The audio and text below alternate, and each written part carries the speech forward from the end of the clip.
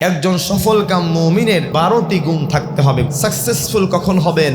আপনার 12টা গুণ আপনার ভিতরে থাকলে মনে করতে হবে আমি একজন সাকসেসফুল মুমিন। সুবহানাল্লাহ কবেন না?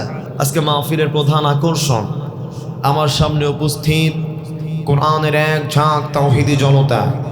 পর্দার আড়ালে আমার শ্রদ্ধা সম্মানিতা অবলা সরলা মা এবং বোনেরা, আমি সকলকে বলতে যাচ্ছি, প্রিয় চট্টগ্রামবাসী, আপনারা কেমন আছেন?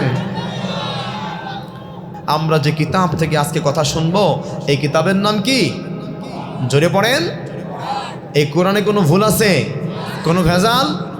আমার ভাইয়েরা, আল্লাহ রাব্বুল আলামিন পবিত্র কোরআনুল কারীমের 2 নম্বর সূরা সূরাতুল বাকারা এর 2 নম্বর আয়াতে রব্বুল আলামিন সুন্দর করে বলছেন, আলিফ লাম মিম যালিকাল কিতাবু লা রাইবা ফীহি হুদাল লিল মুত্তাকিন।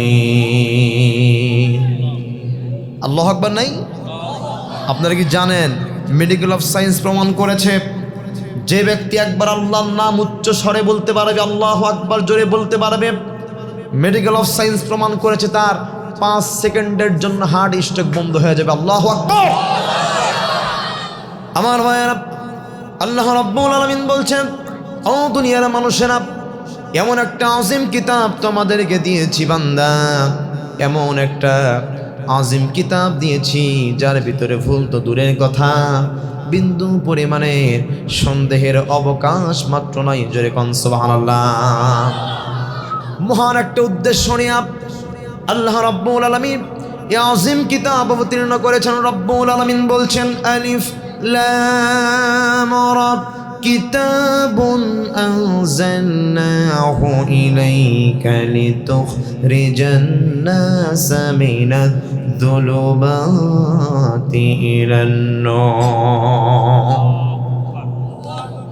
আমার ভাইয়েরা, আলেম যারা আছেন তারা বুঝবেন, আল্লাহ বললেন আলিফ লাম রা, এইটা হলো পবিত্র কোরআনুল কারীমের 2টা ক্যাটাগরি সিস্টেমে সূরা অবতীর্ণ হয়েছে। একটা হলো মুহকাম আর একটা হলো মুতাশাবি। আমার ভাইয়েরা, আল্লাহ কাটা যুক্ত অক্ষর দিয়া বললেন, দুনিয়ার মানুষেরা, আলিফ লাম রা এইটা হলো আল হুরুফুল মুকাত্তাআ, এর অর্থ পৃথিবীর কোনো মানুষ জানে না। গলার আওয়াজকে উঁচু করে দিয়ে বলেন তো, যার অর্থ যিনি জানেন তিনি কে? আমার ভাইয়েরা, এরপর রব্বুল আলামিন বললেন, মিনাজ যুলুমাতি ইলান নূর। ও দুনিয়ার মানুষেরা, যেই মহান একটা উদ্দেশ্য নিয়ে এই আযীম কিতাব অবতীর্ণ করলাম, সেই উদ্দেশ্যটা হলো মানুষগুলো যখন অন্ধকারের পথে যখন নিমজ্জিত হয়ে যায়, মানুষের অন্ধকার পথে চলে যায়, তথা জাহিলিয়াতের দিকে যখন চলে যায়, এই কোরআন এসেছে মানুষদেরকে জাহিলিয়াতের পথ থেকে ফিরায়া আলোর সন্ধান তথা জান্নাতের পথ দেখানোর জন্য। বলেন সুবহানাল্লাহ। আমার ভাইয়েরা, এই কোরআন নাজিল হয়েছে, এলাকায় কি সুদখোর নাই? আছে আছে। সর্বনাশ, এই এলাকা তো আছে। আমি তো মনে করেছি আমার এলাকাতেই আছে, এলাকায় নাই।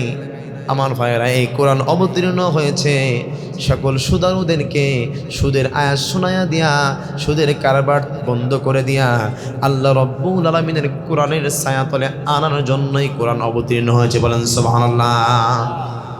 এই কোরআন অবতীর্ণ হয়েছে যেই সমস্ত মানুষেরা মুসিবতে পড়েছে, বিপদে পড়েছে, সেই সমস্ত মানুষদেরকে বিপদ থেকে কেমনে বাঁচবে, কেমনে উদ্ধার হবে, সেই পথকে দেখানোর জন্য আল্লাহ রাব্বুল আলামিন এই আযীম কিতাব অবতীর্ণ করেছেন। বলেন সুবহানাল্লাহ। কারণ আমার ভাইয়েরা, এমন কোনো সমস্যা নাই যেই সমস্যার সমাধান পবিত্র কোরআনুল কারীম দিতে পারে না। কথা বলেন ঠিক কিনা? কোড অফ লাইফ, একজন মানুষের জন্ম থেকে নিয়ে মৃত্যু পর্যন্ত যত সমস্যা আছে, সকল সমস্যার সমাধান দিতে পারে অনলি ফর আল কোরআন। কথা বলেন ঠিক কিনা? সেই জন্য আমার ভাইয়েরা, আপনি মুসিবতে পড়েছেন, বিপদে পড়েছেন, অসুখে পড়েছেন, সলিউশন নিতে হবে আল কোরআন থেকে। কথা বলেন ঠিক কিনা? আমার ভাইয়েরা, রাষ্ট্র কেমনি চালাবেন, দেশ কেমনি পরিচালনা করবেন, এ কথাও কোরআনের মধ্যে আছে না নাই? সেই কোরআনে রব্বুল আলামিন একজন মুমিনের কোয়ালিটি সম্পর্কে আল্লাহ রব্বুল আলামিন কথা বলেছেন। রব্বুল আলামিন বলে দিয়েছেন, দুনিয়ার মানুষেরা তোমরা সফলকাম মুমিন হয়ে যাবে যদি 12টা গুণ তোমাদের মধ্যে থাকে। বলেন সুবহানাল্লাহ। আমার ভাইয়ার, আমার বন্ধুগণ, আল্লাহ রাব্বুল আলামিন যেই 12টা গুণের কথা বলেছেন, 1 নাম্বার যেই গুণ, যেই কোয়ালিটি থাকতে হবে, সেই কোয়ালিটি হলো আল্লাহ ও তার রাসূলের উপরে পরিপূর্ণভাবে ঈমান আনতে হবে। কথাকার আল্লাহ বললেন পরিপূর্ণভাবে, সেই জন্য ভাইয়েরা 90% আনলে চলবে না, 99% আনলেও চলবে না।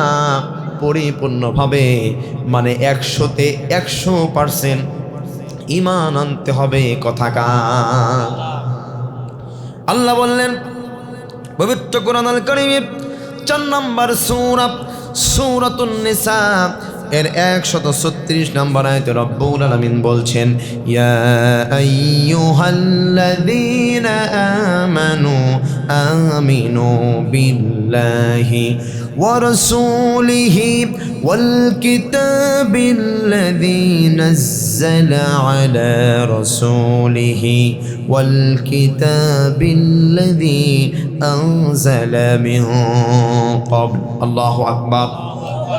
আল্লাহ বললেন, দুনিয়ার মানুষেরা, ইয়া আইয়ুহাল্লাযীনা আমানু, হে মুমিনেরা, ওই যারা ঈমান এনেছো, তোমরা আল্লাহ ও তার রাসূলের উপরে দৃঢ়ভাবে পরিপূর্ণভাবে বিশ্বাস স্থাপন করো। কথাকার সেই জন্য আল্লাহকে মানলে 99% মানলে চলবে না, আল্লাহকে মানলে 90% মানলে চলবে না, 100-তে 100% মানতে হবে। কথাকার কিন্তু জমিনে দেখা যায় এমনও লোক আছে আল্লাহকেও মানে আবার তাগুতের গোলামি করে, আছে না নাই? আল্লাহকেও মানে পীরের কদমে সিজদা দেয়, আল্লাহকেও মানে মজরে সিজদা দেয়, আল্লাহকেও মানে আল্লাহর তৈরি করা আইন বাদ দিয়া মানুষের তৈরি করা আইন মানে, এরকম লোক সমাজে আছে না নাই? সেই জন্য আমার ভাইরা, আল্লাহকে মানতে হলে এই পৃথিবীর কোনো মানুষকে ভয় করা যাবে না, ভয় করতে হবে একমাত্র যাকে। চিৎকার করে বলেন তো আমার ভাইয়েরা, তিনি কে?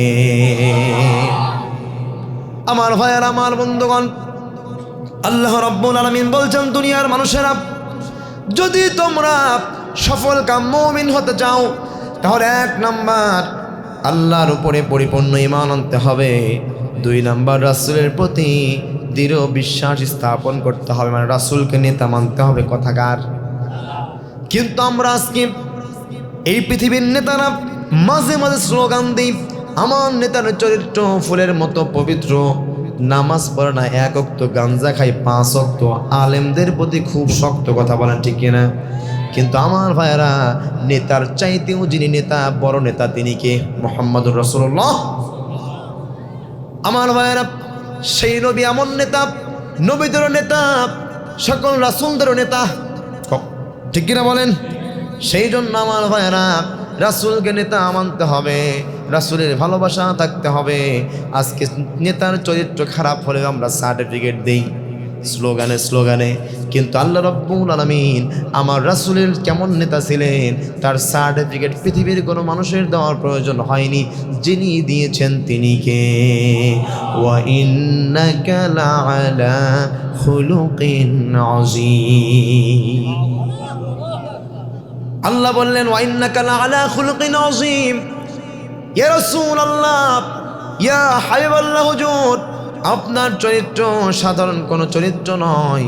আল্লাহ রাব্বুল আলামিন আপনাকে এত সুন্দর চরিত্র দিয়েছেন, আপনার মতো চরিত্রের মানুষ এই কিয়ামত পর্যন্ত আসবে না। বলেন সুবহানাল্লাহ।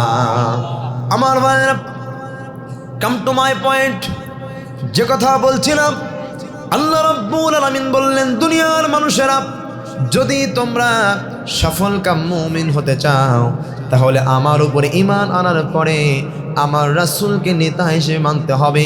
শুধুমাত্র নেতা মানলে চলবে না, 100-তে 100% নেতা মানতে হবে। কথাকার আমার ভাইয়েরা, এই পৃথিবীতে যত নেতা আছে আমরা স্লোগান দিই, আমার নেতার চরিত্র ফুলের মতো পবিত্র, নামাজ পড়ে না, 1 ওয়াক্ত, গাঞ্জা খাই 5 ওয়াক্ত, আলেমদের প্রতি খুব শক্ত, আছে না নাই?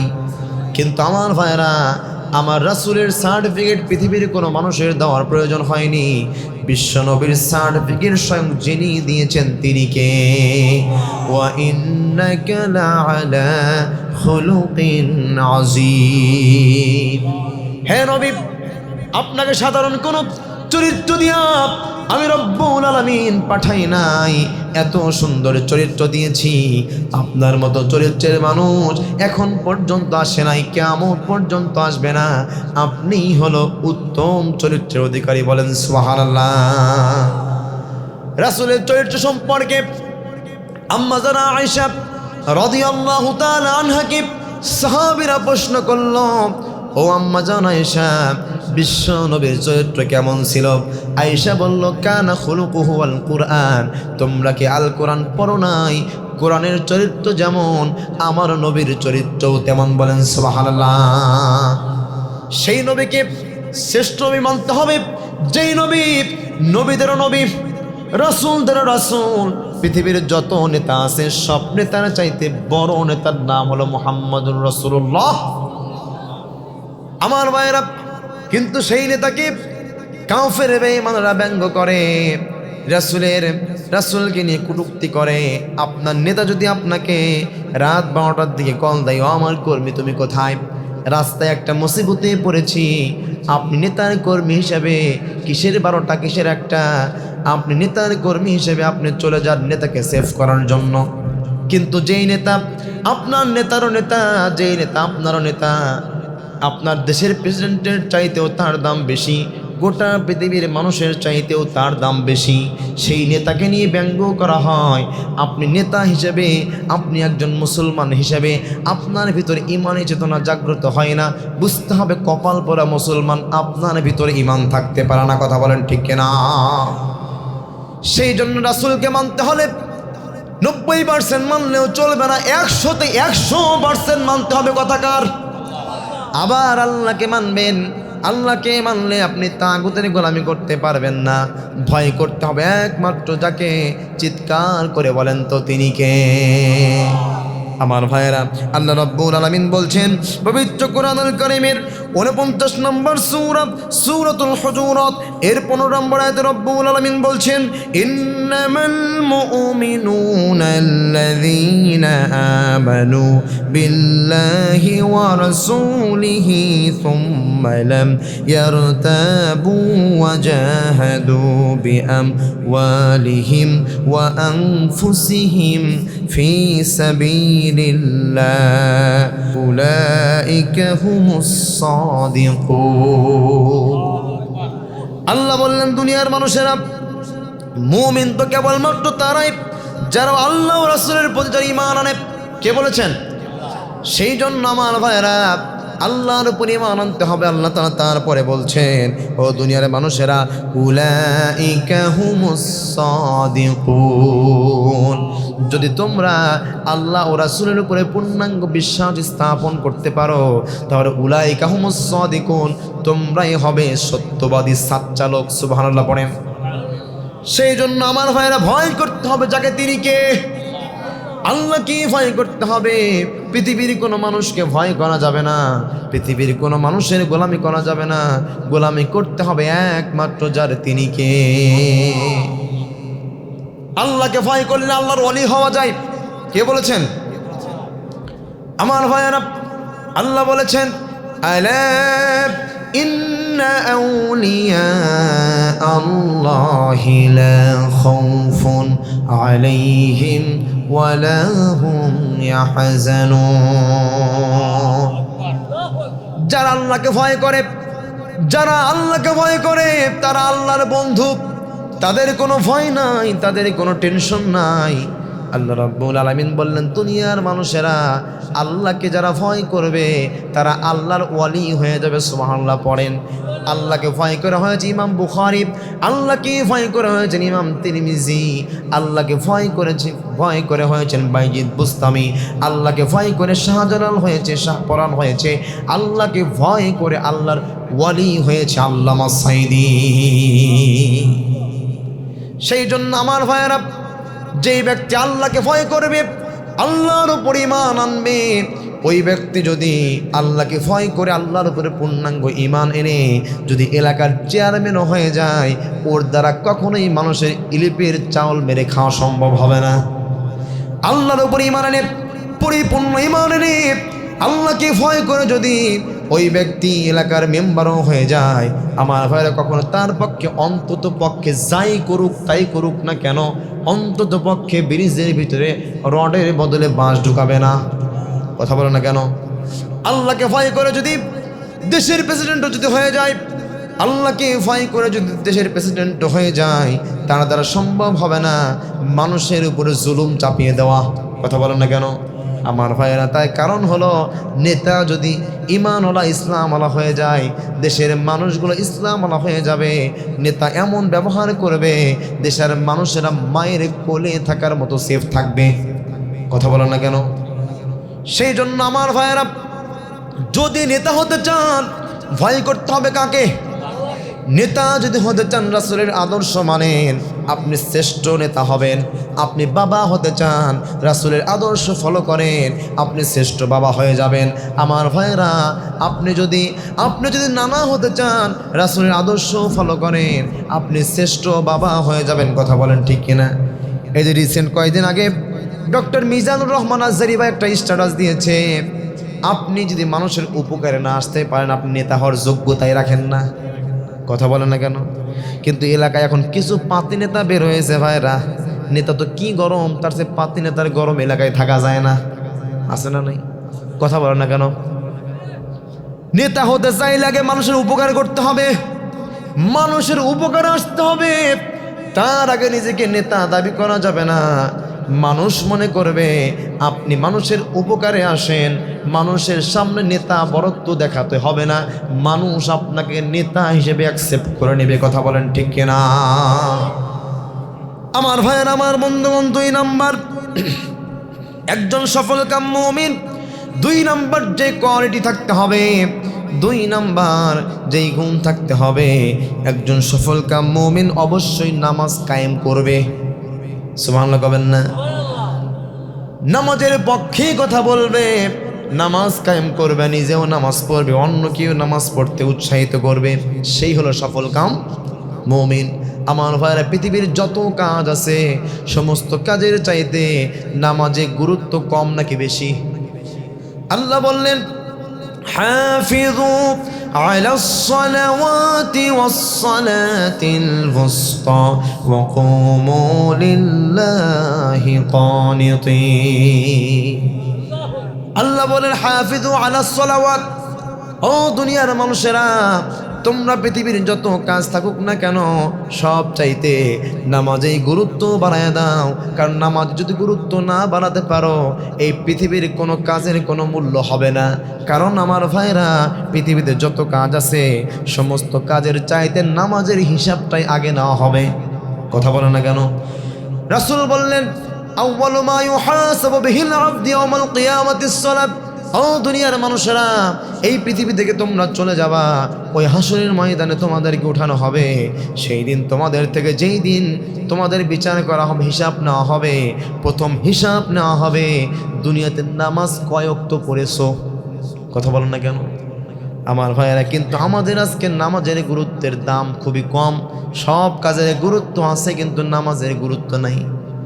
এখন যদি বলে, ভাইরা আমার, আজকে ওয়াজ তো শুনতে আসছেন, এশার নামাজ কারা কারা পড়ছেন, আপনাদের লজ্জা দিব না? আমি জানি অধিকাংশ মানুষ এশার নামাজ পড়েন নাই। কথা কি ভুল বললাম? আমাদের অবস্থা কেমন হয়েছে একটা উদাহরণ দিলে মন খারাপ করবেন। ভাইয়েরা আমার, দেখবেন বিভিন্ন মসজিদে তাবলীগের জামাত চলে যায়। তাবলীগের ভাইয়েরা দেখবেন একটু আমল সম্পর্কে কথা বেশি বলে। অমুক আমল করলে অমুক সব আছে না নাই? ফজরের পরে যদি এতগুলো তাসবিহ পড়তে পারো, এতগুলো সব, এগুলো কিন্তু বলে। আমার ভাইয়েরা মনে করেন তাবলীগের নামাজের হুজুর, তাবলীগের জামাতের হুজুর আসর নামাজের পরে দাঁড়ায়া মসজিদে বলছে, ভাইয়েরা আমার সকলে বসেন। বসায়া বলছে, যারা ফরজ নামাজ যারা পড়বে, নামাজে যারা পাগড়ি বেঁধে নামাজ আদায় করবে, এরা 70 গুণ সব বেশি পাবে। ওয়াজ শুনে এক যুবক চলে গেছে। যাওয়ার পর যুবক মাগরিবে আসছে, আসার পরে তার মনে হয়েছে হায় রে পাগড়ি তো আনি নাই। হুজুর বলল পাগড়ি বেঁধে নামাজ পড়লে 70 গুণ সব বেশি। এইবার যুবক করেছে কি লুঙ্গি খুলে মাথায় পাগড়ি বেঁধেছে। বলেন তো আমার ভাইয়েরা নামাজ কি হয়েছে? কথা বলেন না কেন?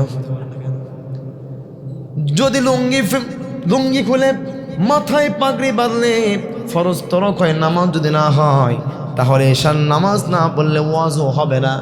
কথা বলেন না কেন? নামাজ পড়তে হবে, নামাজ না পড়লে ওয়াজ বৃথা। সারা রাত ওয়াজ করে কোনো লাভ নাই যদি ফজরের নামাজ না পড়ি। কথা বলেন না কেন? ফজর আদায় করতে হবে আমার ভাইয়েরা। সেই নামাজের বিষয়ে সতর্ক করছি বারবার, মানুষদেরকে বলা হয় ও মানুষেরা নামাজের দিকে আসো, কিন্তু মানুষেরা নামাজ থেকে আজকে বিমুখ হয়ে গিয়েছে। ঠিক কিনা বলেন? আল্লাহ বললেন দুনিয়ার মানুষেরা হাফিযু আলাস সালাওয়াতি ওয়াস সালাতিল ওয়ুসতা ওয়া কুমু লিল্লাহি কানিতিন। আল্লাহ বললেন দুনিয়ার মানুষেরা পৃথিবীর যত কাজ আছে সমস্ত কাজের চাইতে নামাজেই গুরুত্ব বাড়ায় দাও। ও বাবা আপনাকেই বলছি, আপনার সন্তানটা গভীর রাত পর্যন্ত স্মার্টফোন চালায়, আছে না নাই? সন্তান ফজরের আজান যখন দেয় সন্তান স্মার্টফোন রেখে ঘুমায়। বাবা হিসেবে আপনি আপনার সন্তানকে ডাক দিলেন না, বললেন সন্তান কষ্ট হয়ে যাবে। সকালে সন্তানের প্রাইভেট দিয়ে রাখছেন 5টা কোচিং, একটা স্কুলে যাওয়া লাগে একবার, ওয়াক্ত হলো 7টা। কয়টা? 7 ওয়াক্তের ভিতরে 1 ওয়াক্ত যদি সন্তানটা কোচিংয়ে বা প্রাইভেটে না যায়, আপনি বাবা হিসেবে সন্তানকে বারবার বলেন ও সন্তান কেন মসজিদে গেলি, কেন তুই প্রাইভেটে গেলি না, কেন কোচিংয়ে গেলি না। এমনকি আপনার সন্তান কোচিংয়ে না যাওয়ার জন্য এমনও বাবা আছে সন্তানের গায়ে হাত পর্যন্ত উঠায়। কিন্তু বাবা আপনাকেই বলছি যে সন্তানকে একবেলা প্রাইভেটে না যাওয়ার জন্য এত কিছু করলেন, সেই সন্তান তিনি 1 ওয়াক্ত নামাজও পড়ল না। আপনি বাবা হিসেবে একজন সন্তানকে বললেন না, একবার সন্তানকে বললেন না ও বাবা কেন মসজিদে গেলি না, কেন নামাজটা আদায় করলি না? বলছেন কখনো? আপনার অবস্থা তো বৃদ্ধাশ্রমেই তো আপনার জায়গা হবে। কয়েকদিন পূর্বে দেখলাম সময় টিভির একজন সাংবাদিক ঢাকা গাজীপুরে একটা বৃদ্ধাশ্রমে গিয়েছে, গিয়ে একজন মাকে প্রশ্ন করেছে, মা কেন আপনি বৃদ্ধাশ্রমে? বলছে বাবা রে বৃদ্ধাশ্রমে তো আসার কথা নয়, আমিও চাকরি করতাম, আমার সন্তানকে লেখাপড়া করে বিসিএস ক্যাডার বানিয়েছি, কিন্তু মানুষ বানাতে পারি নাই। আমার সন্তানকে এত লেখাপড়া করাইছি, শেষ পর্যন্ত সন্তান আমাকে সহ্য হয় না, আমার বৌমার কুবুদ্ধি শুনে সন্তান আমাকে বৃদ্ধাশ্রমে রেখে গেছে। আমার ভাইয়েরা আপনার কখনোই বৃদ্ধাশ্রমে যাওয়া লাগবে না যদি আপনার সন্তানকে শুরুতেই কোরআনটা শেখায় দিতে পারেন। আপনার কখনো বৃদ্ধাশ্রমে যাওয়া লাগবে না যদি আপনার সন্তানকে ইসলামী শিক্ষায় সুশিক্ষিত করতে পারে। সেই জন্য আমার ভাইয়েরা দুনিয়ার সব কাজের চাইতে নামাজেই গুরুত্ব বেশি দেওয়া লাগবে। কথাকার সেই নামাজ কেমনে পড়বেন রব্বুল আলামিন সে কথাও বলছেন, কদ আফলাহাল মুমিনুনাল্লাযীনা হুম ফি সালাতিহিম খাশিউন। ও দুনিয়ার মানুষেরা তোমরাই সাকসেসফুল হয়ে যাবে, সফল কাম তোমরাই হয়ে যাবে যদি তোমরা বিনয়ের সাথে ধৈর্যের সাথে 5 ওয়াক্ত সালাত আদায় করতে পারো। কথাকার কিন্তু আমার ভাইয়ের নামাজে কি আমাদের বিনয় আছে? নামাজে আমাদের সময়ের দাম বেড়ে যায়, আর চাষ চলে গেলেই সময়ের দাম কমে যায়। কথা বলেন না কেন? আবার বর্তমান তো বিভিন্ন রকমের মুসল্লি বের হয়েছে, কিছু মুসল্লি সাপ্তাহিক মুসল্লি আছে না নাই, সপ্তাহে একদিন মসজিদে যায়, যাওয়ার পরে ইমাম সাহেব যদি 2টা মিনিট বক্তব্য দিতে এদিক সেদিক হয়ে যায়, যদি বেশি হয়ে যায়, হুজুরের সামনে ঘড়িটা ধরে বলে হুজুর ও হুজুর কেন লেট করলেন, নামাজটা তাড়াতাড়ি পড়ান, আছে না নাই? কিন্তু দেখবেন যেই সমস্ত মুসল্লিরা 5 ওয়াক্ত নামাজি, তারা হুজুরকে কখনো ইন্ডিকেট করে কোনো কথা বলে না। আর ও সপ্তাহে একদিন নামাজ পড়তে আসে, ওর শরীরে চুলকানি শুরু হয়ে যায়। কথা বলেন না কেন? একই ব্যক্তির নামাজ পড়ে বের হয়ে চাষটলে ঢুকবে, দেখবেন এমন ঢোকা ঢুকছে 1 ঘন্টায় চাষটল থেকে বেরো হয় না। কথা বলেন ঠিক কিনা? আবার নতুন নামাজি বের হয়েছে, বাৎসরিক নামাজি আছে না নাই? বছরে একবার নামাজ পড়ে, শুধুমাত্র ঈদের নামাজ। আবার বর্তমান ইউনিক কিছু নামাজি বর্তমান বের হয়েছে, সেইগুলো হলো সলাতুল ইলেকশন। কি সলাতুল? মানুষ শুধু ইলেকশনের আগেই নামাজ পড়ে, কথা বলে না কেন? আবার এরাই হুজুরদেরকে বলে ধর্ম ব্যবসায়ী। আমি বলি আসল ধর্ম ব্যবসায়ী হুজুররা নয়, যারা ইলেকশনের আগে নামাজ পড়ে, ইলেকশনও শেষ নামাজও শেষ, এরাই হলো আসল ধর্ম ব্যবসায়ী। কথা বলেন ঠিক কিনা? আর আলেমেরা কোরআন পড়েছি, আলেমেরা তারা আগেও নামাজ পড়তো, ইলেকশন লাগে না, কোনো কিছুই লাগে না, কোনো সিজন লাগে না, কোনো সপ্তাহ লাগে না, আগেও নামাজ পড়তে এখনো পরে, মরার আগ পর্যন্ত পড়েই যাবে ইনশাআল্লাহ। আমার ভাইয়েরা, সেই জন্য এমন নামাজি হলে চলবে না। আল্লাহ রাসূল বললেন সল্লু কামা রাআইতুমুনি উসাল্লি, আমি যেভাবে নামাজ পড়েছি তোমরাও সেভাবে নামাজ পড়ো। সুবহানাল্লাহ কবেন না? কিন্তু আমার ভাইয়েরা, আজকে আমাদের নামাজের বেহাল অবস্থা। মাত্র 4 মিনিটে আমাদের নামাজ হয় 12 রাকাত। আছে না নাই? আছে না নাই? আমার ভাইয়েরা, কিন্তু কোথা দিয়ে রুকু যায়, সাজদা যায়, আমাদের মনে থাকে না। এমন নামাজি হলে চলবে না। বিশ্বনবীর সাহাবারা যেমনে নামাজ পড়তো, তেমনি নামাজ আদায় করার প্রয়োজন আছে না নাই? বিশ্বনবীর সাহাবী হযরত আলী রাদিয়াল্লাহু তাআলা আনহু, বিশ্বনবীর সাহাবী, সকল সাহাবীকে আমার নবীজি বললেন যুদ্ধের ময়দানে যাওয়ার পারমিশন দিলেন, সকলেই চলে গেল।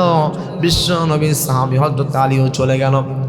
ফাঁকা একটা তীর এসে আলীর পায়ের ভিতর ঢুকে গেল। আলী জমিনে কাত হয়ে পড়ে গেল। আমার ভাইরা, সকল সাহাবীরা আগায় আসলে এসে বলছে, আলী কি হয়েছে তোমার? আলী পায়ের দিকে দেখিয়ে বলছে, সাহাবীরা, ফাঁকা একটা তীর এসে আমার পায়ে বেঁধে গিয়েছে, কেমনি তীরটা বের করা যায়? সাহাবীরা ধরে আলীর তীরটা বারবার বের করার চেষ্টা করে।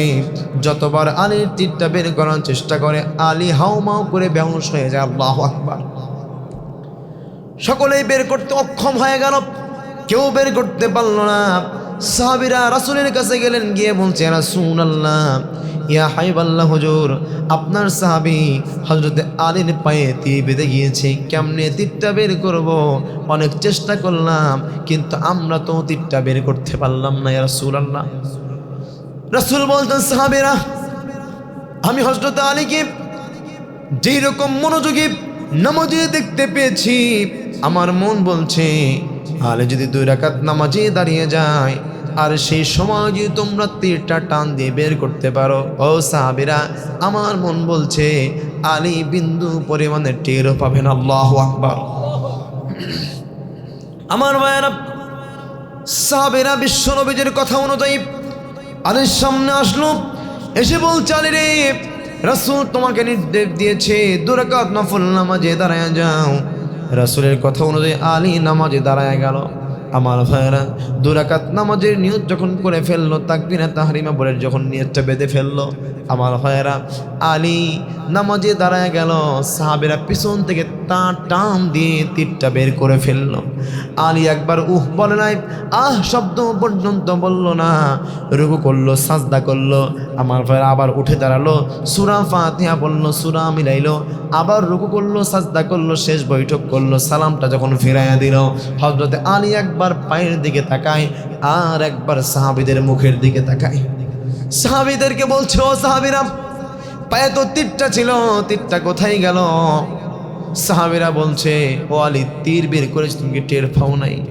আলী বলছেন, সাহাবীরা, আল্লাহি, সে আল্লাহর কসম করে বলি যে আল্লাহ আমাকে সৃষ্টি করেছে, আল্লাহর কসম করে বলছি রে সাহাবীরা, আমার তীর তোমরা কখন বের করেছো আমি আলী বিন্দু পরিমাণে বলতেও পারবো না, টেরও পাই নাই। আল্লাহু আকবার। এমন নামাজি আমাদের হওয়ার দরকার আছে না নাই?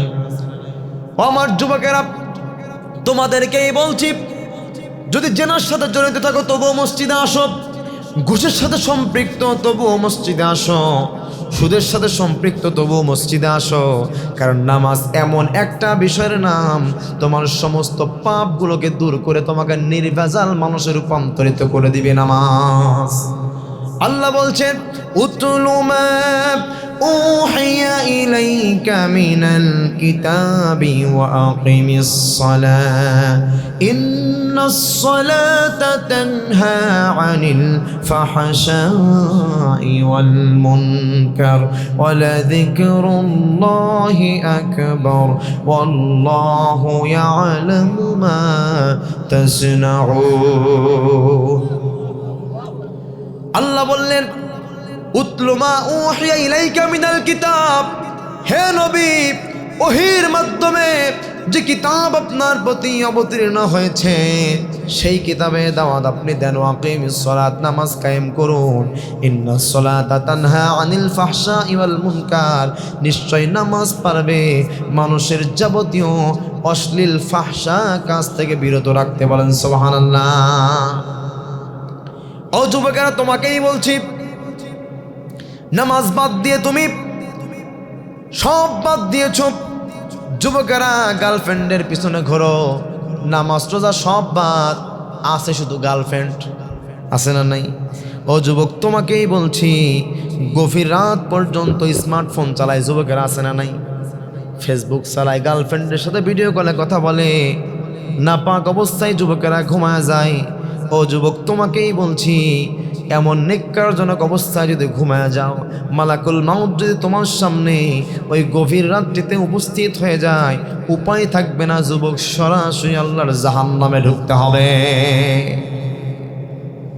সেই জন্য যুবকেরা, যদি তোমরা নেশার সাথে সম্পৃক্ত থাকো, যদি তোমরা জিনার সাথে সম্পৃক্ত থাকো, যুবকের যাদের গার্লফ্রেন্ড আছে সব বয়কট করে দাও, নামাজি হয়ে যাও, দেখবা নামাজ তোমার জীবনটাকে পরিবর্তন করে দিবে। সুবহানাল্লাহ কবেন না? কিন্তু আজকে যুবকদের সবচাইতে নামাজ একটা নেশা, এই নেশাকে বাদ দিয়ে আমরা পৃথিবীর বর্তমান নেশাতে অন্তর্ভুক্ত হয়ে গেছি। যুবকেরদের হাতে হাতে আজকে স্মার্টফোন আছে না নাই ভাই? এই স্মার্টফোনে আগে যুবকেরা চালাতো ফেসবুকে অশ্লীল গান আসতো, কিন্তু এখন বর্তমান অশ্লীল গান আর আসে না। এখন শুধু ফেসবুক খুললেই হুজুরদের ওয়াজ। আছে না নাই? যুবকেরা রাগ করে বলছে শুধু হুজুরদের ওয়াজ আসে, ফেসবুক চালাবোই না। এখন যুবকেরা চলে গেল তারা আপনার ফ্রি ফায়ারে। আছে না নাই? এলাকায় বলাবান কি ফ্রি ফায়ার নাই? ফ্রি ফায়ারে চলে গেল, এমনভাবে ফ্রি ফায়ার খেলে, আমার রাস্তার পাশে তারা যদি ফ্রি ফায়ার খেলে, ওর পাশ দিয়ে কোনো সুস্থ লোক যেতে পারবে না, অজ্ঞান হয় ওখানে পুরো। কথা বলেন ঠিক কিনা? আমার বাড়ির পাশে আমি রাস্তা দিয়ে যাচ্ছিলাম, জঙ্গলের ভিতরে 2 থেকে 3 জন যুবক ফ্রি ফায়ার খেলতেছে, বন্দুকের আওয়াজ মতো ডুসুং ডুসুং করে আওয়াজ হয় না ভাই? হয় না? এরকম জোরে জোরে খেলছিল, আর বলে এদিক মারো সেদিক মারো। আমি আমাকে মারবে নাকি এখন গুলি? আমি তো ভয় পেয়ে গেছি। যে ফ্রি ফায়ার খেলে, ওর যদি মোবাইল না আলে লুঙ্গিটাও খুলে নিয়ে যাও, টের পাবে না। কথা বলেন ঠিক কিনা? যুবকেরা ফ্রি ফায়ারও বন্ধ করলো, এরপরে গার্লফ্রেন্ড ধরলো। একটা যুবকের 4 থেকে 5টা 10টা 15টা করে গার্লফ্রেন্ড। আছে না নাই? গার্লফ্রেন্ড চলে গেল। বর্তমান সবচাইতে ভাইরাস একটা জুয়া এসেছে, অনলাইন জুয়া। কথা বলেন না কেন? Online casino. আছে না নাই? এলাকায় নাই মনে হয়। বর্তমান এলাকার 99 জন 100 জনের মধ্যে 99 জন যুবকের আজকে অনলাইন জুয়ায় আসক্ত। কথা বলেন ঠিক কিনা? ও যুবক, তোমাকেই বলছি, অনলাইন জুয়া শুধুমাত্র তোমাকে নিঃশেষ করে না, তোমার পরিবারকে নিঃশেষ করে দিচ্ছে, তোমার স্ত্রী সন্তানকে নিঃশেষ করে দিচ্ছে, পুরো ফ্যামিলিটিকে অশান্তি বানিয়ে ফেলছে। কথা বলেন ঠিক কিনা? আমি নিজে বাস্তব প্রমাণ আমি দিচ্ছি। আমার এলাকার পাশে একটা ভাই আমাকে অত্যন্ত ভালোবাসতো, বয়স 34 থেকে 35 হবে, ফোনের শোরুম ছিল। লোকটা যে অনলাইন জুয়া খেলতো আমি জীবনেও জানতাম না, অনেক ভালো মানুষ। হঠাৎ করে একদিন ফেসবুকে দেখি নিউজ, লোকটা মারা গেছে। আমি তো অবাক হয়ে গেলাম, কীভাবে সুস্থ মানুষ দেখলাম, কেমনে কি হলো? খোঁজ নিয়ে দেখলাম যে গলায় রশি দিয়ে লোকটা মারা গেছে, ফাঁস নিয়ে মারা গেছে, আত্মহত্যা করেছে। বললাম কেন আত্মহত্যা করেছে? বললো 2 মাস আগে থেকে অনলাইন জুয়া আসক্ত, অনলাইন জুয়া খেলতে খেলতে দোকানপাট সব শেষ করে ফেলেছে, বাইক বেচে ফেলেছে। নিজের ছোট ভাইয়ের বাইক ছিল, সে বাইকটা পর্যন্ত বন্ধক রেখে টাকা নিয়ে সে টাকাও শেষ। আপনার 50-60 লাখ টাকার মতো ঋণ করে ফেলেছে। মানুষেরা যখন বারবার টাকা চায়, লোকটা সহ্য করতে পারে নাই, গলার রশি নিয়ে পৃথিবী থেকে বিদায় নিয়েছে। বলেন, একটা যুবককে অনলাইন জুয়া নিঃশেষ করে দিচ্ছে কি দিচ্ছে না ভাই? ও যুবক, তোমাকেই বলছি, সামান্য একটা অনলাইন জুয়ার জন্য তোমার জীবনকে নিঃশেষ করে দিও না। তোমার জীবনের মূল্য কত তুমি জানো? আল্লাহ রাব্বুল আলামিন বলেছেন তোমার জীবনের মূল্য আল্লাহর কাবা ঘরের চাইতেও বেশি। সুবহানাল্লাহ কবেন না? যেই কাবা ঘর তাওয়াফ না করলে মানুষের হজ হয় না, যেই কাবা ঘরের দিকে সাজদা না করলে নামাজ হয় না, কথা বলেন ঠিক কিনা? সেই মানুষের, একজন মানুষের মূল্য আল্লাহ পাক কাবা ঘরের চাইতে বাড়ায় দিয়েছে। আল্লাহু আকবার। সেই মানুষেরা নিজেদের জীবন কেমনে নিঃশেষ করে দেওয়া যাবে না। আল্লাহকে ভয় করো, নামাজ পড়বা, দেখবা এই পৃথিবীর কোনো ফিতনা তোমাকে ধরতে পারবে না। কথা বলেন ঠিক কিনা? আমার ভাইয়ের, আমার বন্ধুগণ, এরপরে আসুন একজন সফলকাম মুমিনের 3 নম্বর যেই কোয়ালিটি, 3 নম্বর যেই গুণ, সেই গুণটা হলো আল্লাহ ভীরু হওয়া লাগবে। কার কথা? আল্লাহকে ভয় করতে হবে। আল্লাহ রাব্বুল আলামিন বলছেন, ইন্নাল্লাহা ইউহিব্বুল মুত্তাকিন। আল্লাহকে যেই ব্যক্তি ভয় করে আল্লাহ তাকেই ভালোবাসে। সুবহানাল্লাহ। আর আস্তিকন সুবহানাল্লাহ। আল্লাহ রাব্বুল আলামিন বললেন, ইন্না আকরামাকুম ইনদাল্লাহি আতকাকুম। যে ব্যক্তি আল্লাহকে ভয় করে আল্লাহর কাছে ওই ব্যক্তি সেরা। বলেন সুবহানাল্লাহ। একজন রাস্তার ভিক্ষুক যদি আল্লাহকে ভয় করে, আর একজন দেশের প্রেসিডেন্ট যদি আল্লাহকে ভয় না করে, ওই রাস্তার, ওই দেশের প্রেসিডেন্টের চাইতে ওই রাস্তার ভিক্ষুকের দাম আল্লাহর দরবারে বহু বহু গুণ বৃদ্ধি পেয়ে যায়। বলেন সুবহানাল্লাহ। তার দৃষ্টান্ত রাসূলের একজন সাহাবী উম্মে মাকতুম রাদিয়াল্লাহু তাআলা আনহু, অন্ধ সাহাবী। বিশ্ব নবীজি প্রত্যেক দিন দাওয়াতি কাজ করত। আমার নবীজি একটা টার্গেট নিয়ে তিনি দাওয়াতের মাঠে তিনি নেমে যেতেন। আমার ভাইয়ারা, রাসূল আগের দিন রাত্রিতে চিন্তা করতেন, অমুক নেতাকে ইসলামের দাওয়াত দিব, অমুক এলাকার মাতব্বরকে ইসলামের দাওয়াত দিব। কারণ এলাকার প্রধান যদি ইসলামওয়ালা হয়ে যায়, গোটা এলাকার মানুষগুলোই কিন্তু ইসলামওয়ালা হয়ে যাবে। আমার রাসূল এমন একটি স্মার্ট ব্যক্তিত্ব ছিলেন। রাসূল দাওয়াত দিবে, চিন্তা ভাবনা করে রাতে ঘুমিয়ে গেছে। সকালবেলা ফজরের সালাত আদায় করে দাওয়াতের উদ্দেশ্যে বের হয়েছে। রাসূল একজনকে সিলেক্ট করে তার দিকেই যাচ্ছে। আমার ভাইয়েরা, মাঝ রাস্তায় দেখা হয়ে গেছে অন্ধ একজন মানুষ, নাম হলো উম্মে মাকতুম। রাসূলকে বলছে, ইয়া রাসূলুল্লাহ, অল্প কিছুক্ষণ সময় কি আমাকে দিবেন? একটু জরুরি কিছু কথা ছিল। বিশ্ব নবীজি দেখলেন এত বড় বড় নেতাকে, ভালো সুস্থ সবল মানুষকে দাওয়াত দিই, তারাই তো ইসলাম গ্রহণ করে না। আর এত অন্ধ মানুষ কেমনে কি শুনবে আর কি বুঝবে আর কি গ্রহণ করবে? রাসূল সেই জন্য অন্ধ সাহাবীকে উম্মে মাকতুমকে গুরুত্ব কম দিলেন। দিয়ে রাসূল যেই নেতাকে টার্গেট করেছিলেন সেই নেতাকে দাওয়াত দেওয়ার উদ্দেশ্যে রাসূল বের হয়ে গিয়েছে। আমার ভাইয়েরা, রাসূল যখন চলে গেল, আল্লাহ সহ্য হলো না। বিশ্বনবী রাসূলুল্লাহ সাল্লাল্লাহু আলাইহি সাল্লাম ওই যেই নেতাকে টার্গেট করেছিল, ওই নেতাকে যখন দাওয়াত দিল, ওই নেতা এত অপমান করলো বিশ্বনবীকে। রাসূল কষ্ট পেয়ে চোখটা নিচের দিকে নামায়া, রাসূল কষ্ট পেয়ে তিনি সেখান থেকে বিদায় নিলেন।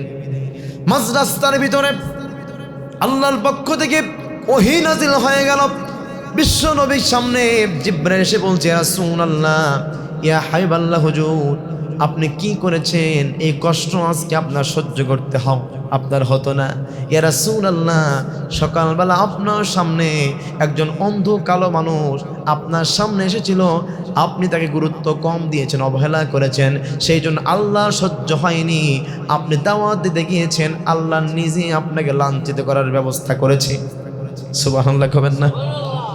বিশ্বনবী একথা বলার পরে রাসূলকে বলছে, রাসূলুল্লাহ, ইয়া হাবিবাল্লাহ হুজুর, যাকে আপনি অবহেলা করলেন হতে পারে লোকটা অন্ধ, কিন্তু ইয়া রাসূলুল্লাহ, আপনি কি জানেন নাকি উম্মে মাকতুমের মধ্যে আল্লাহর ভালোবাসা আর আপনার বিশ্ব নবীর মুহাব্বত দিয়া তার অন্তরে ভরা।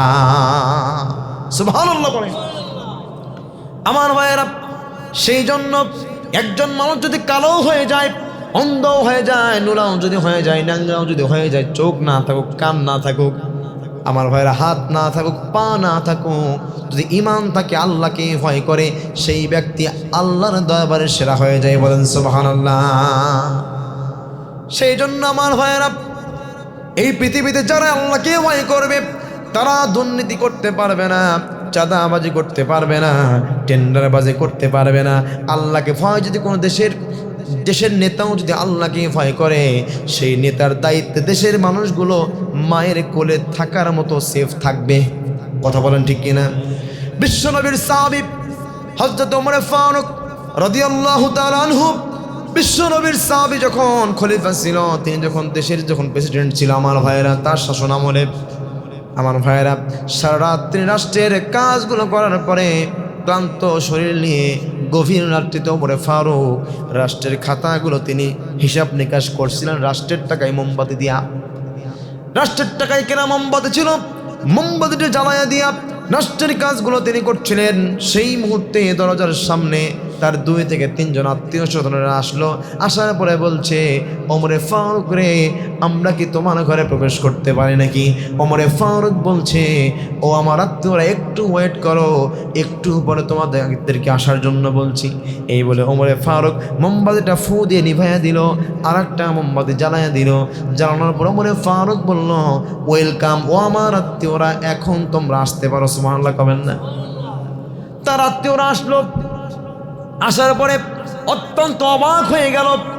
বলছে, ওমরে ফারুক, কিছুই তো বুঝলাম না, কেন ওই মোমবাতি তো জ্বালানোই ছিল, তখনই তো আমরা আসতে পারতাম। পারতো কি পারতো না? মোমবাতি তো জ্বালানোই ছিল, কেনই বা তুমি মোমবাতি নিভাইয়া দিলা, আবার কেনই বা মোমবাতি জ্বালাইয়া দিলা, কারণটা কি কিছুই বুঝলাম না। ওমরে ফারুক বলল, আত্মীয়রা, এতক্ষণ পর্যন্ত যেই মোমবাতি জ্বালানো ছিল, এই মোমবাতিটা হচ্ছে রাষ্ট্রের টাকায় কেনা। এখন যেই মোমবাতি জ্বালিয়েছি, এই মোমবাতি হচ্ছে আমার টাকায় কেনা। তোমরা আমার আত্মীয়, অবশ্যই তোমাদের স্বার্থের জন্যই আমার কাছে এসেছো। রাষ্ট্রের টাকার মোমবাতি জ্বালাইয়া দিয়া যদি 2 মিনিট তোমাদের সাথে গল্প করি, আর যদি 2টা ফোঁটা মোমবাতি যদি ব্যয় হয়ে যায়, নষ্ট হয়ে যায়, এই 2 ফোঁটা মোমবাতির হিসাব আল্লাহর কাঠগড়ায় আমাকে দেওয়া লাগবে। আল্লাহু আকবার। এমন যদি হতো আমার দেশের শাসক হতো ওমরেরই মতো, হতো আবু বকরের মতো। ঠিক কিনা বলেন? সেই জন্য আমার ভাইয়েরা, নেতা হিসেবে আমরা এমন একজন নেতাকে বেছে নিতে চাই, যেই নেতা আল্লাহকে মানে, আল্লাহকে বিশ্বাস করে, আল্লাহকেই ভয় করে।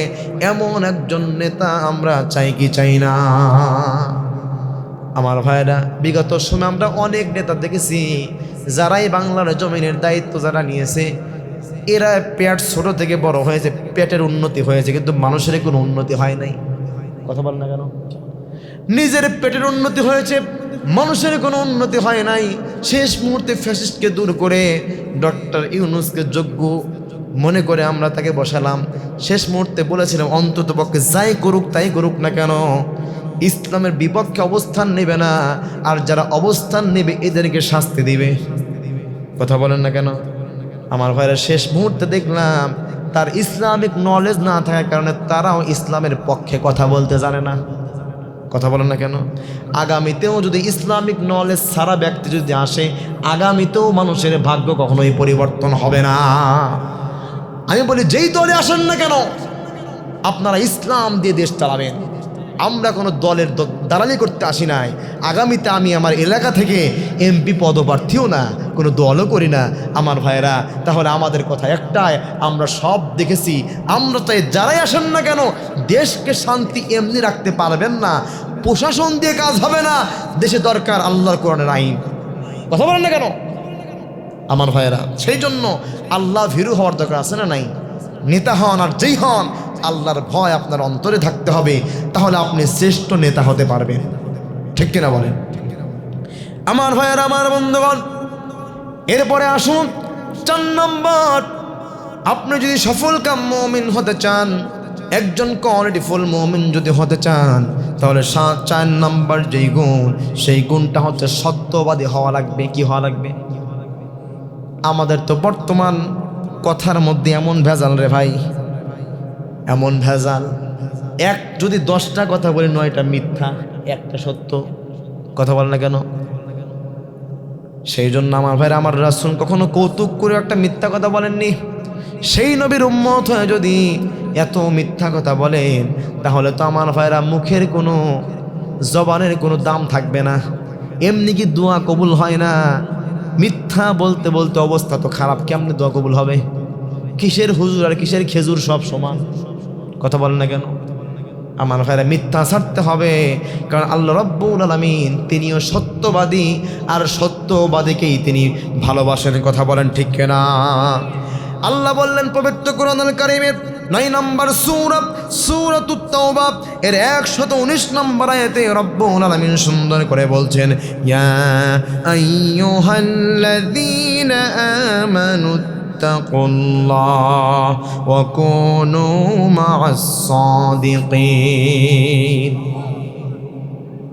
আল্লাহ বললেন, যারা ঈমান এনেছে আল্লাহকে ভয় করো, এবং যারা আল্লাহকে ভয় করো এবং সত্যবাদীদের সাক্ষী হয়ে যাও। যারা সত্যবাদী হবে, আল্লাহকেই ভয় করবে, এরাই হলো আল্লাহর ভালোবাসার মানুষ। সুবহানাল্লাহ পড়েন। আমার ভাইয়েরা, বিগত সময়ে আমরা দেখতে পেয়েছি কোরআনের পাখি আল্লামা সাঈদী এমন একটা মানুষের বিরুদ্ধেও মিথ্যা সাক্ষীর কোনো অভাব হয় নাই। কথা বলেন না কেন? যেই কালামানিক আপনারা দেখতে পেয়েছেন, আল্লামা সাঈদীর বিপক্ষে সাক্ষী দিয়েছে, আল্লামা সাঈদীর বিপক্ষে যেই কালামানিক রায় পাশ করেছে, তার অন্ডকোষ আল্লাহ আলাদা করে দিয়েছে, দুনিয়া থেকে বেজ্জতি করে দিয়েছে। কথা বলেন ঠিক কিনা? সুতরাং সাবধান হয়ে যান যারা এই ক্ষমতায় আসেন।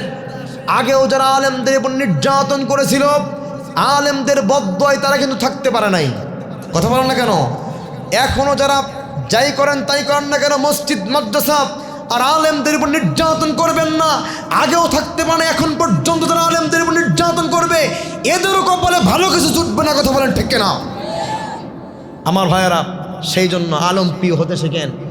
নিজের সন্তানকে আলেম বানান, নিজে আলেম হন, নাহলে সন্তানকে বানান। তাও যদি না বানাতে পারেন, আলেমকে ভালোবাসেন, সম্মান করেন, তাহলে দেখবেন আপনি ভালোভাবে চলতে পারবেন, আপনি আল্লাহওয়ালা হতে পারবেন। কারণ আলেমরা আপনাকে আল্লাহওয়ালা হতে সহযোগিতা করবে। কথা বলেন ঠিক কিনা? আমার ভাইয়েরা, সেই জন্য সত্যবাদী হওয়া লাগবে, কারণ সত্যবাদীরা আল্লাহ রব্বুল আলামিন সত্যবাদীদেরকে ভালোবাসেন। একজন কোয়ালিটিফুল মুমিন হওয়ার জন্য 4 নাম্বার যে কোয়ালিটি দরকার, সেটা হলো সত্য কথা বলতে হবে। কথাকার। এরপর আমার 5 নাম্বার, একজন সফলকাম মুমিনের 5 নাম্বার যেই গুণ, সেই গুণটা হলো ধৈর্য ধারণ করতে হবে। সুবহানাল্লাহ কবেন না? কিন্তু আমাদের বর্তমান মুসলমানদের ধৈর্য নাই বললেই চলে। ঠিক কিনা বলেন? শুধু মুসলমান নয়, মানুষের ধৈর্যই একটু কম। ঠিক কিনা? কারণ আমাদের আদি পিতা সাইয়েদনা আদম নবী, তার ধৈর্য একটু কমই ছিল, সেজন্য আমাদের ধৈর্যও কম। আল্লাহ বললেন, ও আদম,